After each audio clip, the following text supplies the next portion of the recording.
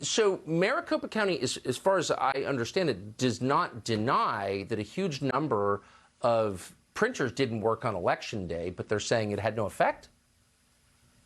Well, and it had a huge effect, obviously, Tucker. Our voters were showing up on Election Day. That was no secret. And the minute the polls opened, the wheels fell off. The ballot printers weren't working. There wasn't enough toner in the printers. The tabulators weren't working. It became a debacle. And the lines started forming right away. Some of the lines, 3 hours, 4 hours, 5 hours.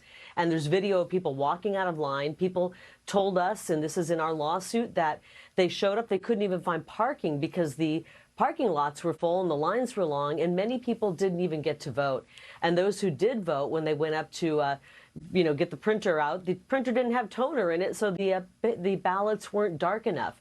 And our voters were showing up and voting 3-1 for me on Election Day. We vote for a full month in Arizona with early ballots, and on Election Day, when the Republicans showed up, the Election Day voting was sabotaged, and that's what our case is going to prove. It's a 70-page lawsuit that reads like a real crime novel, and it's shocking what they did. The man who runs Maricopa County elections ran a PAC. He actually started a PAC raising thousands of dollars to defeat me, and he's running our elections. And then my opponent oversees all the elections in Arizona. It was a conflict of interest, and not only was Katie Hobbs working with big tech to censor people, the man who runs Maricopa County elections, they were also censoring people as well online. I don't think anyone denies that a lot of the voting machinery didn't work on Election Day. I mean, I don't think that's a controversial point that you're making, an observation. But weren't they tested all the day before? They are supposed to be tested, but they weren't tested. They weren't tested in the appropriate way. And they didn't have the basics like toner in these machines. I mean, this is real basic stuff. It's not like we don't know when Election Day is. We can figure out when Election Day is from here to eternity. And they were not prepared. And we will have an expert testifying that this could not have happened by accident. There had to be malicious intent.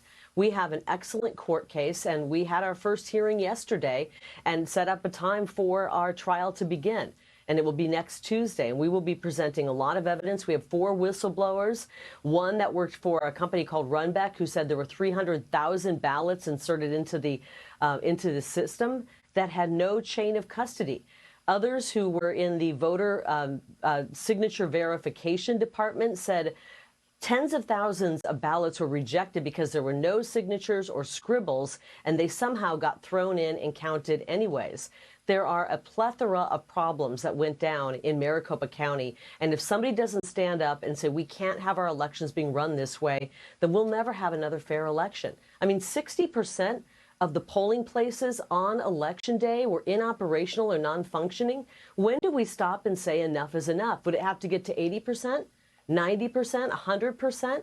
When do we say we need to have our elections run fair? I completely agree with you. And if you care about democracy, this would be the top of your list. I'm glad you're doing this. Kari Lake, thank you for telling us about it tonight. Good to see you. Thanks, Tucker.